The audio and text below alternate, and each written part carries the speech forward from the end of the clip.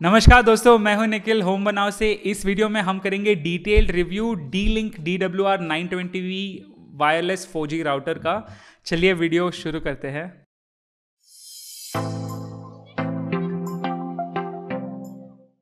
तो ये particular review actually मेरे को काफ़ी टाइम पहले देना था। अनफॉर्चुनेटली ये राउटर मेरे ऑफिस में रह गया और लॉकडाउन की वजह से मैं जाके इसको ले नहीं पाया।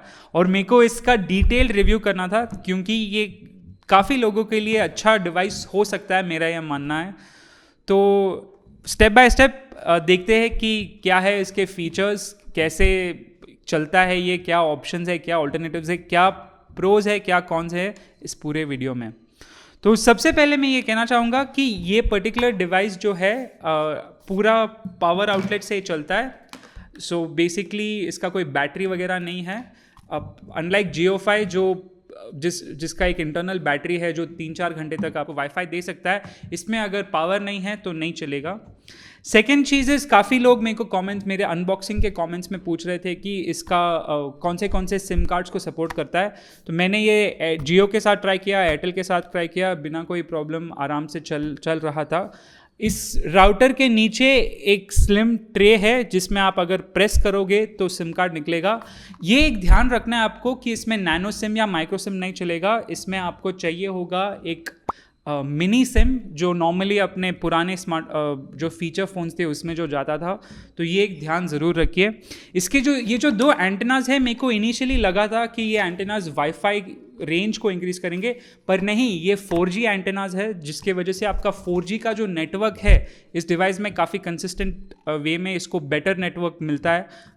अगर आप मेरे को पूछोगे Jiofi से अगर कंपेयर करेंगे तो, और ओवरऑल ये और कंसिस्टेंट कनेक्शन एस्टैब्लिश करके रखता है क्योंकि एक्सटर्नल एंटेनाज है।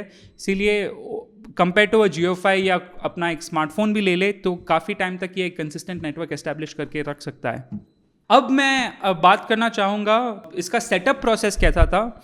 तो सिंपल था मेरे लिए काफ़ी। सिम कार्ड ट्रे में मैंने सिम कार्ड डाल दिया और इनके वायरलेस कनेक्शन में एक बार कनेक्ट कर दिया और इमीडिएटली मेरे को 4G का कनेक्शन मिल गया था। मेरे को एज सच कुछ सेटअप के चेंजेस वगैरह करने की ज़रूरत नहीं पड़ी।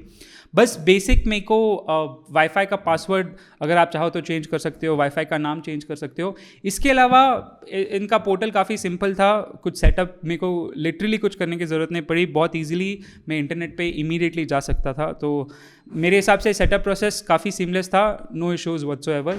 नेक्स्ट मैं बात करता हूँ इंटरनेट स्पीड की। अब ये एक चीज़ आपको ध्यान रखना है कि इंटरनेट स्पीड में दो एलिमेंट्स है। एक तो हो गया आपका लेटेंसी और एक्चुअल इंटरनेट स्पीड।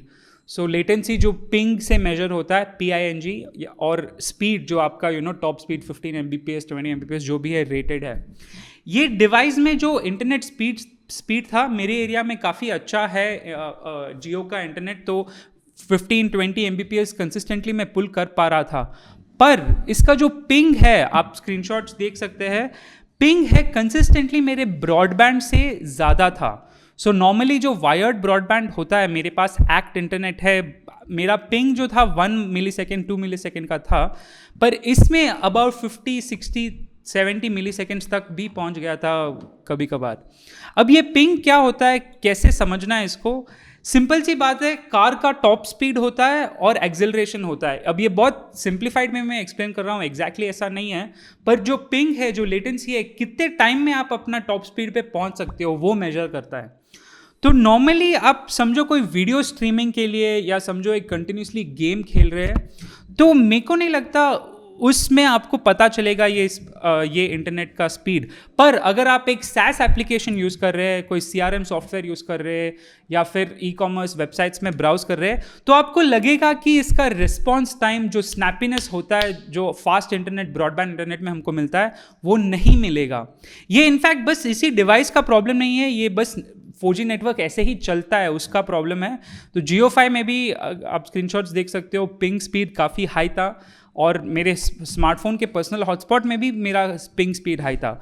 सो ये एक ध्यान ज़रूर रखिए जब आप ये डिवाइस खरीद रहे हैं कि कंप्लीटली आपका ब्रॉडबैंड को एज इट इज़ रिप्लेस नहीं कर पाएगा, क्योंकि आप कुछ भी कर लो, आपको 4G समझो 50 Mbps का भी मिल रहा है आपके एरिया में, पर पिंग जो रहेगा वो तो कम ही रहेगा, वो ज़्यादा ही रहेगा, जिसके वजह से जो स्नैपीनेस मिलता है हमको एक ट्रेडिशनल वायर्ड ब्रॉडबैंड में वो इसमें नहीं मिलेगा। नेक्स्ट बात करते हैं सबसे इम्पॉर्टेंट चीज़ की, जो है ये कैसे कंपेयर करता है जियोफाई से और अपना नॉर्मल स्मार्टफोन के हॉटस्पॉट से।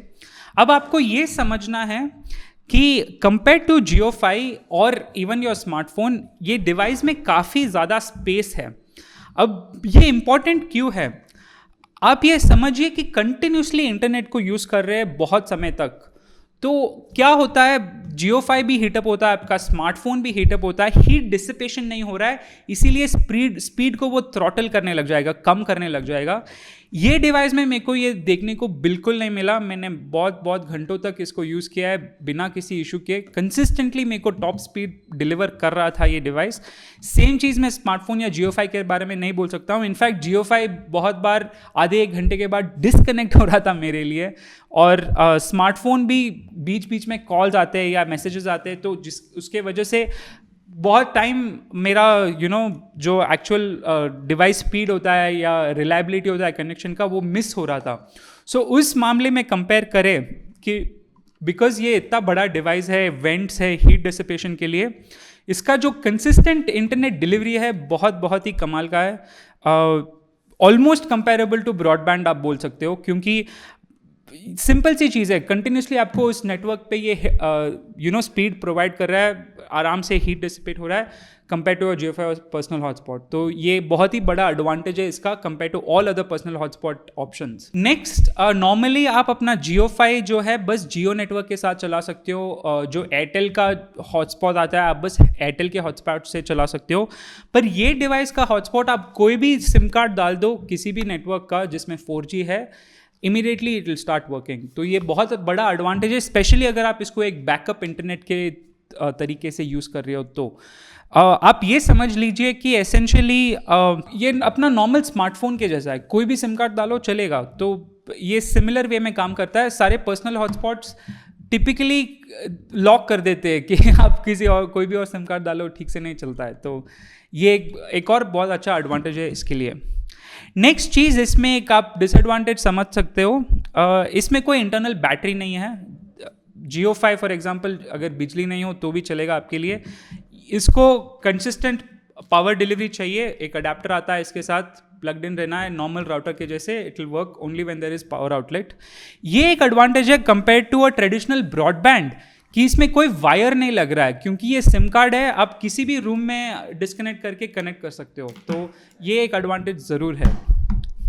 सो नेक्स्ट हम बात करते हैं ये डिवाइस किसके लिए बना है, क्या इसका यूज़ केस होना चाहिए, किसको खरीदना चाहिए, किसको कंसिडर करना चाहिए। अगर आपके एरिया में ब्रॉडबैंड अच्छा है, मेरे को नहीं लगता आपको ये डिवाइस की ज़रूरत है।